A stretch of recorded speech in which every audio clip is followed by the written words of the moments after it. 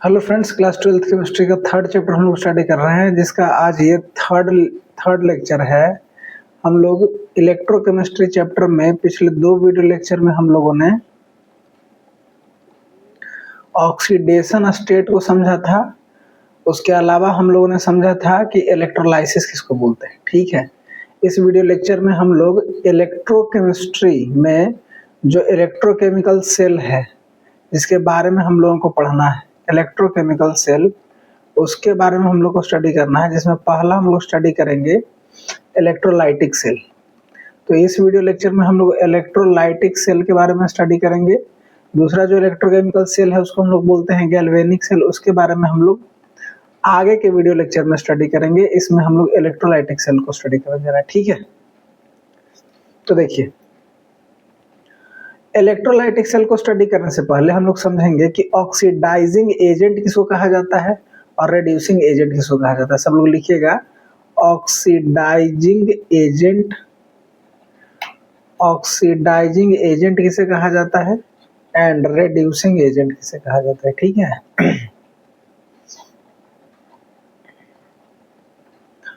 तो पिछले video lecture में हम लोगों ने समझा था कि ऑक्सीडेशन स्टेट क्या है।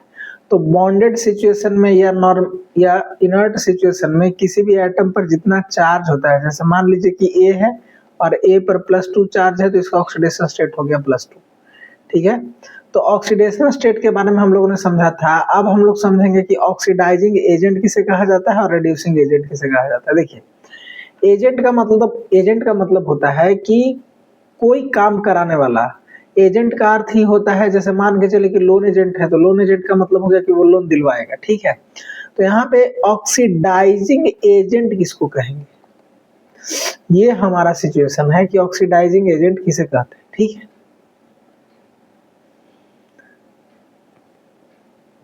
तो देखिए,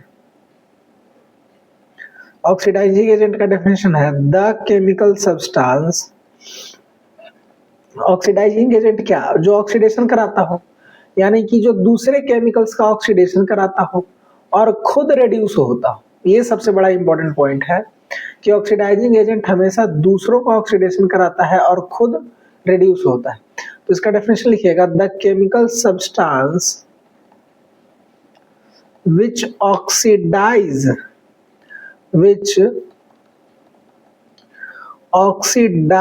another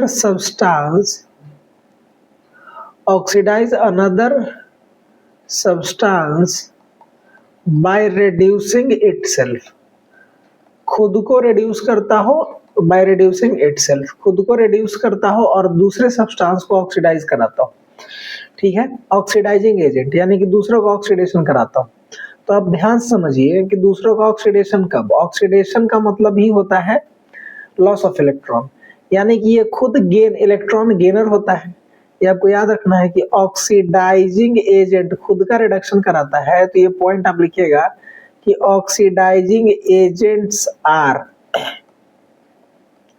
इलेक्ट्रॉन गेनर। इस पॉइंट को कैसे हम लोगों ने स्टेब्लिश किया कि रिड्यूसिंग, खुद को रिड्यूस करता हो। रिड्यूस का मतलब होता है गेन ऑफ इलेक्ट्रॉन, यानी कि इलेक्ट्रॉन गेनर होना चाहिए। ठीक है, तो oxidising agents are electron gainer, यानी इलेक्ट्रॉन गेनर कहने का मतलब इसका एग्जांपल हम लोग कैसे लिख सकते हैं। पहला इसका प्राइम एग्जांपल है ऑक्सीजन। ऑक्सीजन एक ऑक्सीडाइजिंग एजेंट है। उसके अलावा नॉन मेटल्स, जितना भी नॉन मेटल्स होगा वो सब क्या होगा, ऑक्सीडाइजिंग एजेंट होगा। क्यों? क्योंकि ये खुद इलेक्ट्रॉन गेनर है। Oxidising agents highly electronegative elements ही होंगे। ठीक है, अब दूसरा जो है वो है हमारा रिड्यूसिंग एजेंट। तो हेडिंग डालिएगा, लिखिएगा दूसरा, सेकंड रिड्यूसिंग एजेंट। ठीक है, रिड्यूसिंग एजेंट किसको बोलेंगे, तो इसका डेफिनेशन लिखेंगे, द केमिकल सब्सटेंस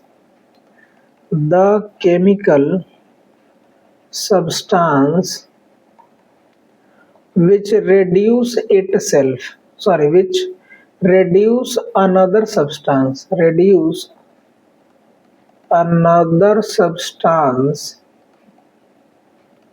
and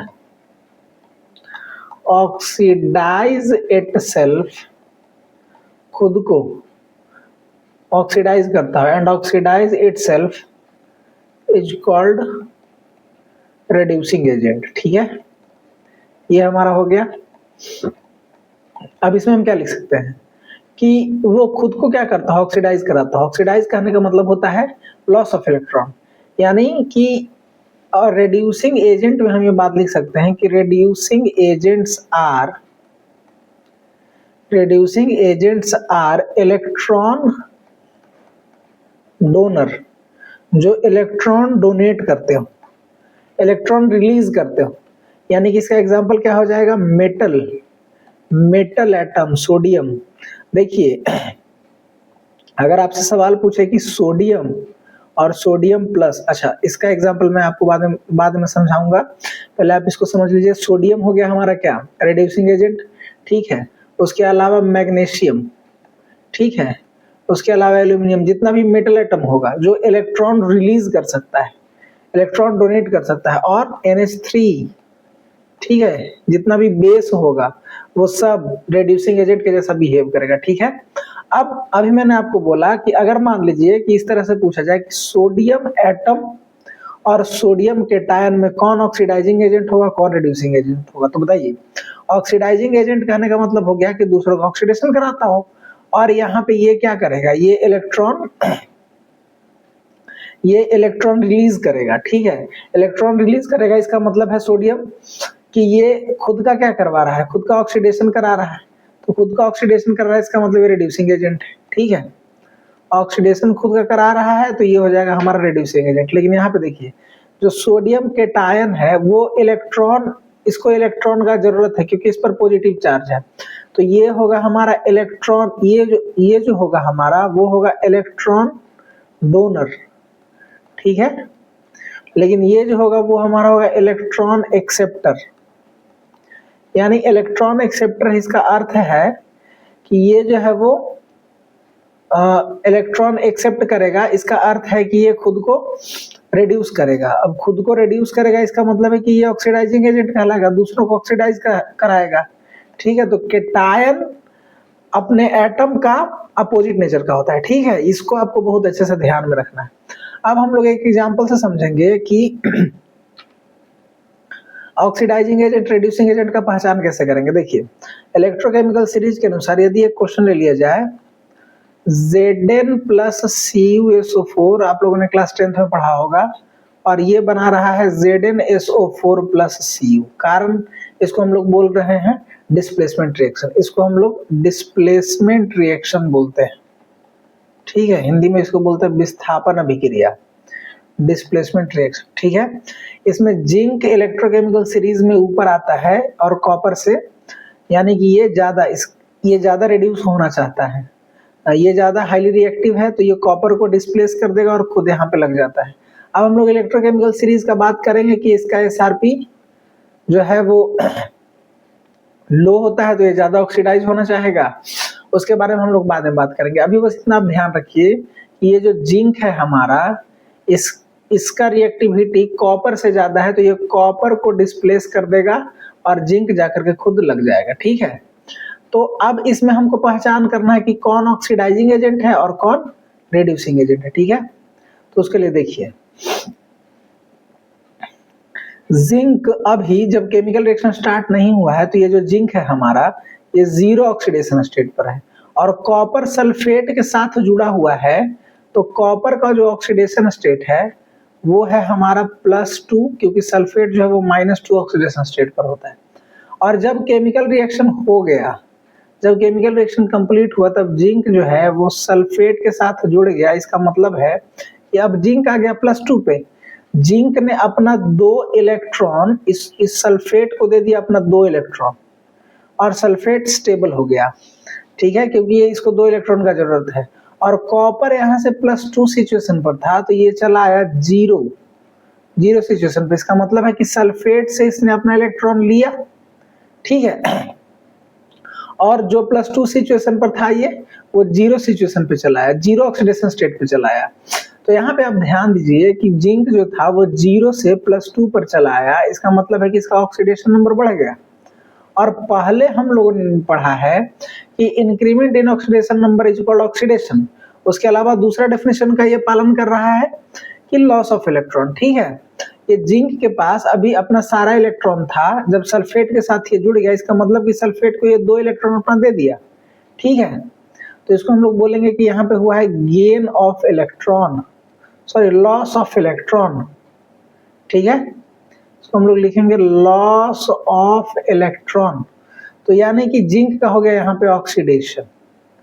ठीक है, इसको आपको अच्छे से समझना है। और यहाँ पे हम लोग देखेंगे कि ये जो हमारा कॉपर है, कॉपर सल्फेट +2 पर था, अब 0 पर चला आया, इसका मतलब कि इसका ऑक्सीडेशन नंबर घट गया। ऑक्सीडेशन नंबर घट रहा और ये गेन इलेक्ट्रॉन कर रहा है, गेन ऑफ इलेक्ट्रॉन, क्योंकि इसके ये सल्फेट को जो 2 इलेक्ट्रॉन दिए हुए थे खुद ले लिया, तो गेन ऑफ इलेक्ट्रॉन कर रहा है। इसका मतलब कि इसको हम बोल सकते हैं कि इसका हो रहा है रिडक्शन। ठीक है, अब आपको ये समझना है कि अगर जिंक ना होता तो क्या कॉपर का रिडक्शन हो पाता? नहीं। कॉपर जो है वो +2 सिचुएशन से 0 पर चला गया, इलेक्ट्रॉन ले लिया, किसके बदौलत? जिंक के बदौलत।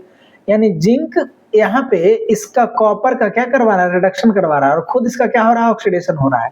अभी मैंने आपको बताया कि जो दूसरों का रिडक्शन करवाए और खुद का उसका ऑक्सीडेशन हो, उसको हम लोग बोलते हैं रिड्यूसिंग एजेंट। तो यहाँ पे जिंक हो गया हमारा रिड्यूसिंग एजेंट। ध्यान देने वाला बात है, अगर आपको नहीं समझ में आ रहा है इसको दोबारा आप देखिए, आपको समझ में आएगा। यहाँ पे देखिए जिंक जो है वो कॉपर का कॉपर को +2 सिचुएशन से +2 ऑक्सीडेशन स्टेट से 0 ऑक्सीडेशन स्टेट पर पहुंचा देता है। कैसे? जिंक सल्फेट के साथ जुड़कर सल्फेट को ये अपना 2 इलेक्ट्रॉन दे देता है, यानी कि इसका लॉस ऑफ इलेक्ट्रॉन हो रहा है। ठीक है, और कॉपर जो है वो इलेक्ट्रॉन गेन कर रहा है, सल्फेट से अपना इलेक्ट्रॉन ले रहा है, इलेक्ट्रॉन गेन कर रहा है, यानी इसका रिडक्शन हो रहा है। तो जिंक के कारण कॉपर का हुआ रिडक्शन और जिंक का खुद का हुआ ऑक्सीडेशन, इसलिए हम लोग इसको बोलेंगे रिड्यूसिंग एजेंट। और CuSO4 को हम लोग बोलेंगे ऑक्सीडाइजिंग एजेंट। ठीक है, क्योंकि अब उल्टा सिचुएशन आप देख लीजिए, ऑक्सीडाइजिंग एजेंट किसको बोलेंगे? ऑक्सीडाइजिंग एजेंट मतलब दूसरों का ऑक्सीडेशन करवाए और खुद का रिडक्शन। ठीक है, ऑक्सीडेशन और इटसेल्फ रिडक्शन, यही मैंने आपको अभी बताया है, इटसेल्फ रिडक्शन हो। ठीक है, तो देखिए इसका खुद का रिडक्शन हो रहा है कॉपर सल्फेट का, और जिंक का ये ऑक्सीडेशन करा रहा है, इसका मतलब है कि CuSO4 हो गया ऑक्सीडाइजिंग एजेंट। तो यहाँ पे हम लोग लिख सकते हैं कि रिड्यूसिंग एजेंट हो गया हमारा, रिड्यूसिंग एजेंट हो गया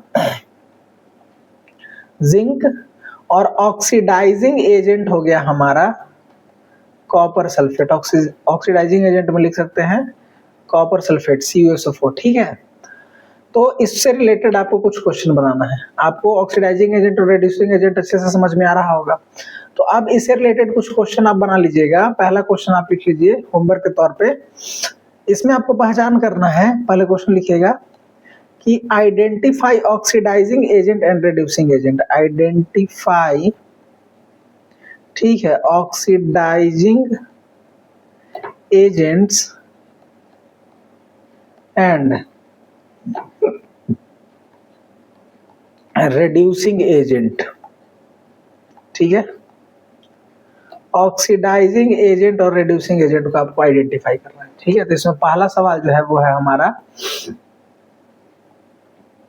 पहला क्वेश्चन लिखिएगा कि 2Mg ऑक्सीजन से रिएक्शन करके MgO बना रहा है, ये 2 यूनिट बनेगा, तो इसमें ऑक्सीडाइजिंग एजेंट रिड्यूसिंग एजेंट कौन होगा? दूसरा CuO, ठीक है, एक मिनट, CuO हाइड्रोजन से रिएक्शन करके CuH2 + O2 बना रहा है। ठीक है, एक मिनट रुकिएगा, इसको हम लोग लिखते हैं कि Cu + H2O बना रहा है। इसमें आपको ऑक्सीडाइजिंग एजेंट और रिड्यूसिंग एजेंट पहचानना है। उसके अलावा H2S क्लोरीन गैस से रिएक्शन करके, ठीक है, HCl + S 2HCl + S बना रहा है। चौथा लिख लीजिएगा कि MgZnSO4 से रिएक्शन करके MgSO4 बना रहा है। ठीक है, Zn को बाहर कर रहा है, इसमें आपको पहचानना है। उसके अलावा पांचवा है NaCl2 के साथ रिएक्शन करके 2 यूनिट NaCl बना रहा है, इसमें आपको ऑक्सीडाइजिंग एजेंट और रिड्यूसिंग एजेंट का पहचान करना है। ठीक है, ये आप होमवर्क के तौर पे बना लीजिएगा। इसका क्वेश्चन, इसका आंसर आप चेक कर सकते हैं इंटरनेट से भी, या आप कमेंट करके हमसे पूछ सकते हैं, मैं आपको ये सारा का जवाब दे दूंगा, ठीक है। अब हम लोग चलते हैं कि हम लोग समझेंगे इलेक्ट्रोलाइटिक सेल। देखिए, जो कि आज का हमारा टॉपिक है इलेक्ट्रोलाइटिक सेल, सब लोग हेडिंग डालिएगा, इलेक्ट्रोलाइटिक सेल किसे कहा जाता है, ठीक है। तो देखिए, इलेक्ट्रोकेमिकल सेल के बारे में मैंने आपको बताया था कि इलेक्ट्रोकेमिकल सेल दो तरह का होता है, एक को हम लोग बोलते हैं इलेक्ट्रोलाइटिक सेल और दूसरा को हम लोग बोलते हैं गैल्वेनिक सेल। इसमें पहला आज हम लोग पढ़ने जा रहे हैं इलेक्ट्रोलाइटिक सेल के बारे में। तो इसका डेफिनेशन हो जाएगा, इसका डेफिनेशन लिखिएगा इलेक्ट्रोलाइटिक सेल का, it is the electrochemical cell, it is the electrochemical cell which converts electrical energy into chemical energy through non-spontaneous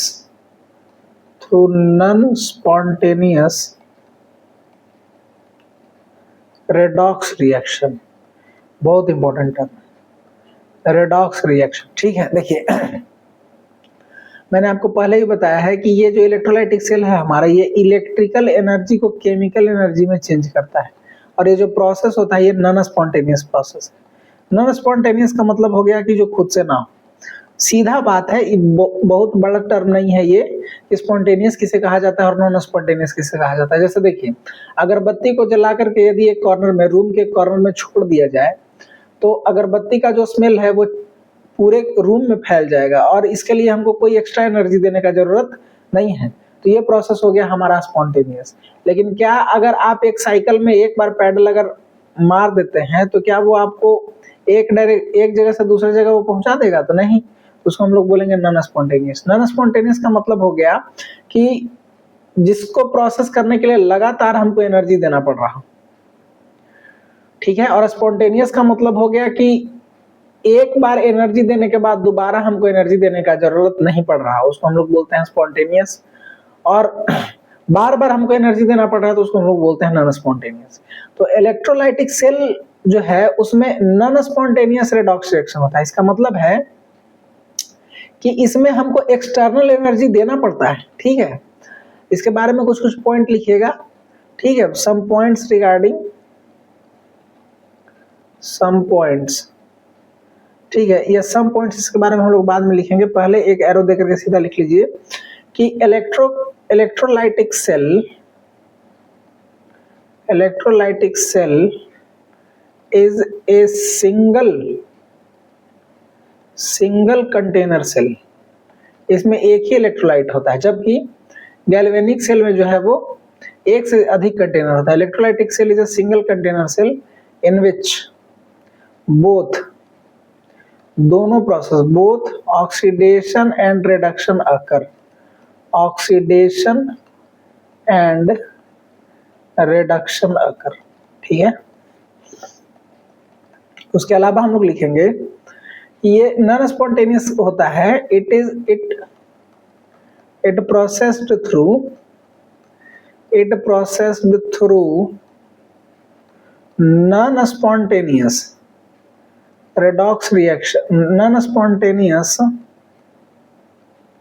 process, which means an external source, एक एक्सटर्नल यानी कि हमको एक बैटरी का आवश्यकता पड़ता है, एक्सटर्नल सोर्स इज रिक्वायर्ड, एक एक्सटर्नल सोर्स हमको चाहिए इसमें, ठीक है।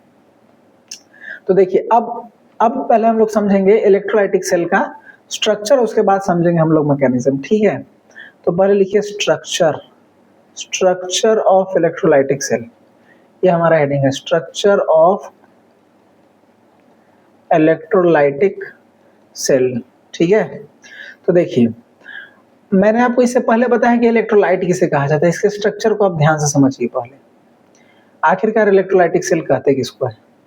इलेक्ट्रोलाइटिक सेल में एक कंटेनर होता है। मान लीजिए कि एक कंटेनर हम ले लिए और आप सोचिए कि इस कंटेनर में यदि पानी भरा हुआ है, ठीक है, और इस पानी में डाला हुआ है NaCl, तो क्या ये NaCl एक इलेक्ट्रोलाइट है? इलेक्ट्रोलाइट का मतलब होता है कि जो पानी में डालने पर या मोल्टेन फॉर्म में, मतलब एक्वस फॉर्म में या मोल्टेन फॉर्म में अपने आयंस में टूट जाए। जब हम NaCl को पानी में डालेंगे तो ये अपने आयंस में ऑटोमेटिक टूट जाएगा। क्यों?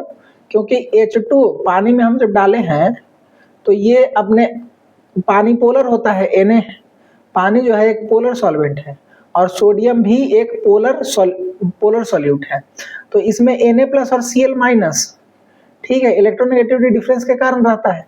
तो जो हाइड्रोजन पर डेल्टा प्लस होता है और ऑक्सीजन पर डेल्टा माइनस, जो इसको पोलर बनाता है, ये प्लस जो है वो माइनस को अट्रैक्ट करता है, ठीक है, और ये माइनस जो है वो प्लस को अट्रैक्ट करता है और NaCl को ब्रेक कर देता है। तो जब हम NaCl को पानी में डालेंगे तो ये खुद ब खुद अपने आयनों में टूट जाता है, ठीक है। और का जरूरत नहीं है कि हम इसमें अगर इलेक्ट्रिसिटी पास करेंगे तभी अपने आयनों में टूटेगा, नहीं, ये पहले से अपने आयनों में प्रेजेंट रहता है। अब इसमें क्या किया जाता है कि इसमें लगा दिया जाता है दो ऐसा रॉड लगाया जाता है जो इनर्ट हो, जो केमिकल रिएक्शन में भाग ना ले, जैसे प्लेटिनम का रॉड, ग्रेफाइट का रॉड, इस तरह का रॉड हम लोग लगा सकते हैं। और इसको जोड़ दिया जाता है एक सोर्स से, प्लस माइनस एक बैटरी से जोड़ दिया जाता है। दो रॉड इसमें लगाया जाता है, एक रॉड, दोनों रॉड जो है वो इनर्ट होता है, ठीक है, और एक को प्लस से जोड़ दिया जाता है और दूसरे को माइनस से जोड़ दिया जाता है। अब Na प्लस और Cl माइनस जो है, अब जब स्विच को ऑन किया जाता है तो ये जो रॉड है हमारा, ये पॉजिटिवली चार्ज हो जाएगा, ठीक है, ये रॉड हमारा पॉजिटिवली चार्ज हो जाएगा और ये रॉड नेगेटिवली चार्ज हो जाएगा। तो हम लोग आयन इंटरेक्शन थ्योरी से जानते हैं कि प्लस माइनस की तरफ अट्रैक्ट होगा, तो ये जो है प्लस हमारा Na प्लस जो है वो माइनस की तरफ अट्रैक्ट होगा और ये Cl माइनस जो है हमारा वो प्लस की तरफ अट्रैक्ट होगा। अब हम लोग इस स्ट्रक्चर को हम लोग बोलते हैं इलेक्ट्रोलाइटिक सेल, और इसमें जो प्रोसेस होगा उसको हम लोग बोलेंगे इलेक्ट्रोलाइटिक सेल, ठीक है। तो देखिए, अब हम लोग इसका मैकेनिज्म समझते हैं। ये हो गया हमारा स्ट्रक्चर, एक कंटेनर है जिसमें एक पीटी का रॉड लगा हुआ है, दो पीटी का रॉड लगा हुआ है, एक यहाँ पे लगा हुआ है हमारा सोर्स, ठीक है, और इसमें भरा हुआ है एक इलेक्ट्रोलाइट, ठीक है। अब इसका हम लोग समझते हैं मैकेनिज्म, ये काम कैसे करता है, इसका मैकेनिज्म देखिए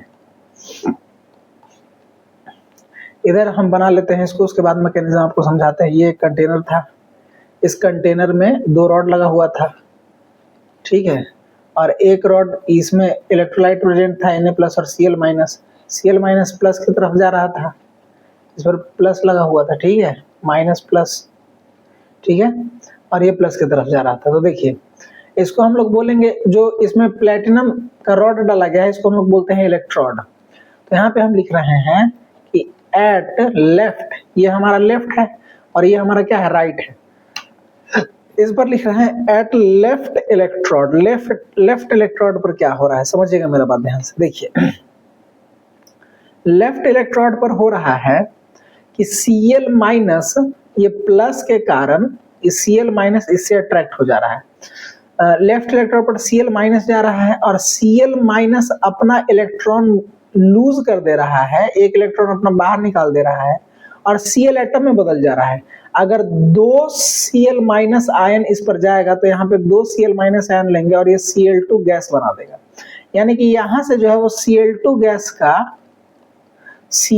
गैस का बुलबुला जो है वो ईफर्म होगा, ठीक है, Cl2 गैस का बुलबुला यहाँ से इस रॉड से जो है वो निकलेगा। अब यहाँ पे क्या हो रहा है, यहाँ पे दो इलेक्ट्रॉन रिलीज होगा, अब यही इलेक्ट्रॉन घूम करके फिर इधर आएगा, समझ रहे हैं बात, जो कि गेन किया जाएगा Na प्लस द्वारा। इसको आपको अच्छे से हम समझाते हैं। पहले यहाँ पे ध्यान दीजिए कि यहाँ पे Cl माइनस जो है लेफ्ट इलेक्ट्रोड पर, जो इलेक्ट्रोड हमारा पॉजिटिव है उस पर क्या हो रहा है कि Cl माइनस अपना दो Cl माइनस दो इलेक्ट्रॉन को रिलीज कर दे रहा है और Cl2 गैस बना रहा है और Cl2 गैस का बुलबुला जो है वो निकल रहा है। तो यहाँ पे क्या हो रहा है हमारा, इसको हम लोग बोल सकते हैं कि यहाँ पे लॉस ऑफ इलेक्ट्रॉन हो रहा है, और लॉस ऑफ इलेक्ट्रॉन का मतलब होता है ऑक्सीडेशन, ठीक है। यानी कि एट लेफ्ट इलेक्ट्रोड हम क्या लिख सकते हैं यहाँ पे कि एट लेफ्ट इलेक्ट्रोड ऑक्सीडेशन अकर, लेफ्ट इलेक्ट्रोड पर ऑक्सीडेशन हो रहा है, ऑक्सीडेशन अकर, ठीक है। तो देखिए आप याद रखिएगा कि इसको हम लोग बोलेंगे that's why it is called anode, इसलिए इसको हम लोग क्या बोलेंगे एनोड। अब किस रॉड को हम लोग एनोड बोलेंगे, किस रॉड को कैथोड बोलेंगे, उसके लिए भी डेफिनेशन है, that's why it is called anode, ठीक है। तो देखिए एनोड किसको बोलते हैं और कैथोड किसको बोलते हैं, इसको आप लोग पहले समझिएगा कि एनोड किसे कहा जाता है और कैथोड किसे कहा जाता है, ठीक है। तो पहले लिखिएगा कि एनोड, एनोड किसे कहा जाता है, तो एनोड कहा जाता है कि द इलेक्ट्रोड वेयर ऑक्सीडेशन अकर, जिस रॉड पर ऑक्सीडेशन होगा, ये छोटा छोटा बात जो है आप अपने नोट्स में लिखिएगा अच्छे से कि इलेक्ट्रोड एनोड किसको कहते हैं और हम लोग कैथोड किसको बोलते हैं। तो एनोड हम लोग बोलते हैं कि द एनोड, ऐसा नहीं है कि जिसको प्लस होगा, बहुत बार आपको पढ़ने के लिए मिलेगा कि जो इलेक्ट्रोड पॉजिटिव चार्ज हुई है, एकदम जरूरी नहीं है। आपको बस ये याद रखना है कि जिस पर ऑक्सीडेशन हो, एनोड में भी नेगेटिव एंड में भी पॉजिटिव, अधिकांश केस में पॉजिटिव होता है, इसलिए लोग बोल देते हैं कि एनोड जो है वो पॉजिटिव होता है, नहीं, एनोड नेगेटिव भी हो सकता है, ठीक है। तो इसका प्राइम डेफिनेशन क्या है जो इसको डिफाइन करें कि जिस इलेक्ट्रोड पर ऑक्सीडेशन होगा, the electrode where oxidation occur is called anode, जिस इलेक्ट्रोड पर ऑक्सीडेशन होगा उसको हम लोग बोलेंगे एनोड। और तो कैथोड किसको बोलेंगे, जिस इलेक्ट्रोड पर, द इलेक्ट्रोड, इसका डेफिनेशन आप खुद से लिख सकते हैं, the electrode where reduction occur, where reduction occur is called cathode, इसको आप कहीं पे लिख लीजिएगा, इज कॉल्ड कैथोड। ये डेफिनेशन आपको अच्छे से लिखना है कि जिस, देखिए इस रॉड पे क्या हो रहा है, इस रॉड पे ऑक्सीडेशन हो रहा है, इसलिए हम लोग इसको लिखे हैं कि ये एनोड है, यानी कि लेफ्ट इलेक्ट्रोड जो है वो हमारा एनोड है। अब मैकेनिज्म हम लोग आगे चलते हैं कि दूसरा at right electrode, right electrode पर क्या हो रहा है समझिएगा, एट राइट इलेक्ट्रोड, देखिए राइट इलेक्ट्रोड पर क्या हो रहा था, ये जो हमारा इलेक्ट्रोड है, ये जो इलेक्ट्रोड था, ये था हमारा नेगेटिवली चार्ज, तो इसमें Na प्लस आयन जो है इसके तरफ अट्रैक्ट हो रहा था, ठीक है, क्योंकि प्लस माइनस इंटरेक्शन होता है। और जो इलेक्ट्रॉन आया था क्लोरीन की तरफ से, क्लोरीन, ये जो हमारा क्लोरीन वाला जहां पे फ्यूज्ड हुआ था, ऑक्सीडेशन हुआ था, वो क्लोरीन का इलेक्ट्रॉन यहाँ पे आता है और ये सोडियम द्वारा गेन कर लिया जाता है। तो राइट इलेक्ट्रोड पे होता क्या है कि Na प्लस एक इलेक्ट्रॉन गेन करके Na एटम में बदल जाता है, ठीक है, और यहाँ पे ये डिपॉजिट होना शुरू हो जाता है, डिस्चार्ज होना शुरू हो जाता है, ठीक है। ये रॉड धीरे धीरे थिक हो जाएगा, मोटा हो जाएगा, रॉड बिकम्स थिकर, याद रखना, रॉड बिकम्स थिकर, मोटा हो जाएगा, क्यों, due to deposition of Na atom, Na atom के डिपोजिशन के कारण ये रॉड जो है हमारा वो क्या हो जाएगा, थिकर हो जाएगा। तो यहाँ पे क्या हो रहा है, गेन ऑफ इलेक्ट्रॉन, इसको हम लोग बोल सकते हैं गेन ऑफ इलेक्ट्रॉन, ठीक है। तो गेन ऑफ इलेक्ट्रॉन को हम लोग बोलते हैं रिडक्शन, ठीक है, रिडक्शन हुआ है, तो इसको हम लोग बोलेंगे that's why right electrode is called, right electrode is called cathode. Electrode क्या है यहाँ पे हमारा, एक मेटल का रॉड था, ये प्लेटिनम का रॉड था, अब ये नेगेटिवली चार्ज है और इस पर रिडक्शन हो रहा है। देखिए इसको आप सीधा सीधा समझ लीजिए, ये कंटेनर है हमारा और इस कंटेनर में दो इलेक्ट्रोड लगा हुआ है, ये दोनों इलेक्ट्रोड इनर्ट है, एक को प्लस से हम जोड़ दिए, एक को माइनस से जोड़ दिए सोर्स से, ठीक है। और ये जो दोनों इलेक्ट्रोड है ये प्लेटिनम का इलेक्ट्रोड है, ये नेगेटिवली चार्ज था, ये पॉजिटिवली चार्ज था। इस पर क्या हो रहा है, Cl माइनस आ करके अपना इलेक्ट्रॉन इसको डोनेट कर दे रहा है और यहाँ पे Na प्लस जो है वो इस पर प्रेजेंट जो इलेक्ट्रॉन इधर से घूम करके आया, ऐसे इलेक्ट्रॉन को ये गेन कर ले रहा है। यानी कि यहाँ पे ये जो पीटी रॉड है इसमें हम लिख सकते हैं, ये पीटी रॉड, इसमें हम लिख सकते हैं कि यहाँ पे हो रहा है loss of electron, loss of electron, यानी कि यहाँ पे हो रहा है ऑक्सीडेशन। उसको दोबारा बना लीजिएगा, अच्छे से लिख लीजिएगा। इसमें इलेक्ट्रोलाइट भरा ऑक्सीडेशन हो रहा है और इसको हम लोग बोलेंगे ये है हमारा एनोड, ठीक है। और इधर लिखेंगे कि ये जो हमारा पीटी रॉड है इसमें क्या हो रहा है, गेन ऑफ इलेक्ट्रॉन, रिडक्शन हो रहा है और इसको हम लोग बोलेंगे कैथोड, ठीक है। अब इसमें देखिए, इसमें जो एनोड है हमारा वो है, जो हमारा एनोड है वो है पॉजिटिव और कैथोड जो है वो है हमारा नेगेटिव। इस बात को आपको याद रखना है, ठीक है। तो देखिए इलेक्ट्रॉन का फ्लो अगर हम चेक करें कि इलेक्ट्रॉन का फ्लो इसमें किधर हो रहा है, इलेक्ट्रॉन का फ्लो ये हमारा जो है वो पॉजिटिव रॉड से नेगेटिव रॉड के तरफ हो रहा है। इलेक्ट्रॉन का फ्लो इधर हो रहा है, समझ रहे हैं बात, इधर इलेक्ट्रॉन का फ्लो हो रहा है। तो इलेक्ट्रॉन का फ्लो अगर हमारा इधर है तो करंट का फ्लो इधर होगा। आपको याद रखना है कि करंट का फ्लो इलेक्ट्रॉन के फ्लो से हमेशा अपोजिट होता है, अपोजिट डायरेक्शन में होता है, ठीक है। अगर इलेक्ट्रॉन का मूवमेंट इधर है तो करंट का मूवमेंट इधर होगा। अब इससे रिलेटेड हम लोग कुछ बात लिख लेते हैं, ठीक है। तो देखिए पहला बात लिखिएगा, हेडिंग डालिएगा पहले, some important points, some important points regarding some important points regarding electrolytic cell, electrolytic cell। तो पहला बात इसमें हम लिख सकते हैं कि हाँ, पहला बात हम लोग इसमें लिख सकते हैं कि the electrolytic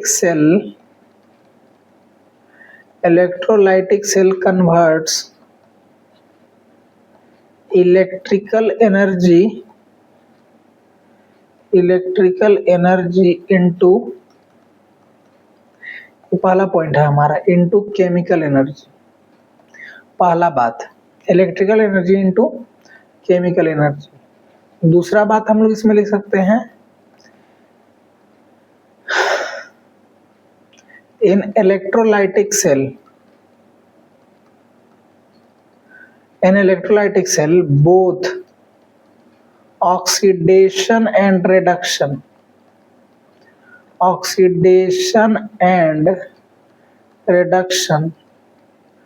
occur in single container. एक ही कंटेनर में हमारा सारा का सारा ऑक्सीडेशन और रिडक्शन जो है वो घटित होता है, ठीक है। तीसरा पॉइंट हम लोग लिख सकते हैं, in electrolytic cell the cathode, the anode के बारे में पहले लिख लेते हैं, the anode is positive and the cathode is negative, ठीक है। इलेक्ट्रोलाइटिक सेल में कैथोड जो है वो पॉजिटिव होता है और एनोड क्या होता है, नेगेटिव होता है। चौथा बात हम लोग लिख सकते हैं कि the flow of electron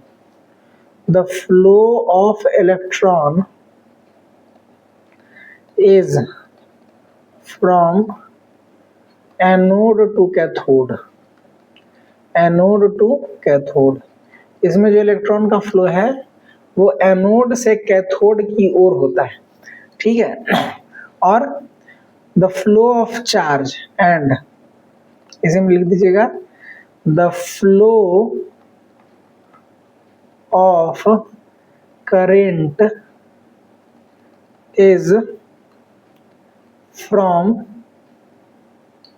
cathode to anode, उल्टा कैथोड टू एनोड, ठीक है।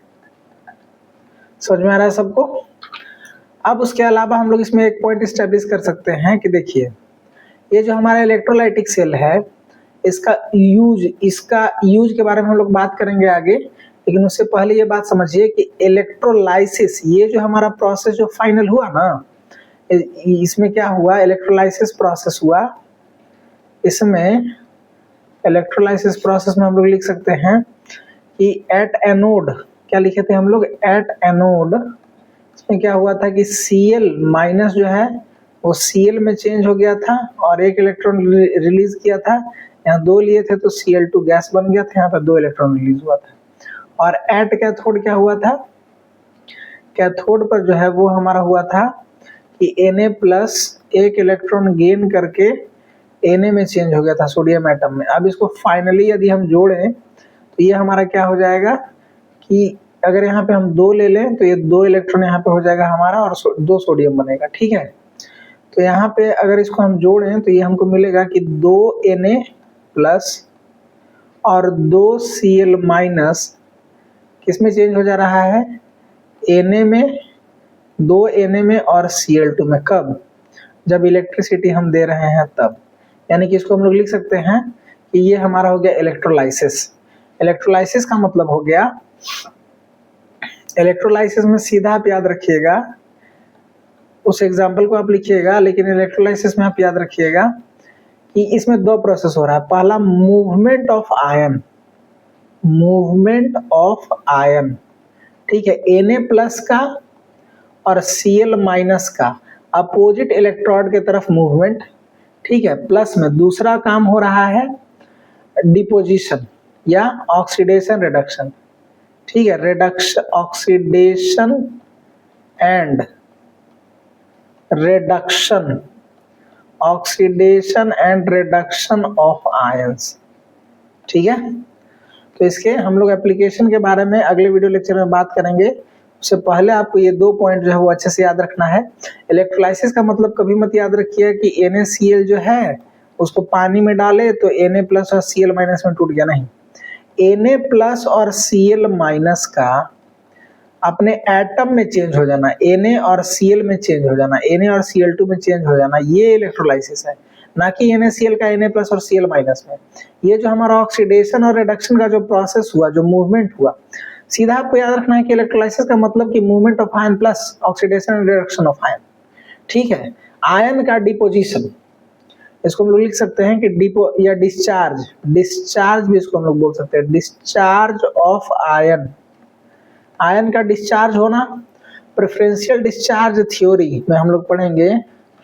डिस्चार्ज का मतलब क्या होता है, अपने चार्ज को लॉस कर देना, जितना उस पर चार्ज है उसको खत्म कर देना, ठीक है। अब इसके एप्लीकेशन के बारे में हम लोग आगे बात करेंगे।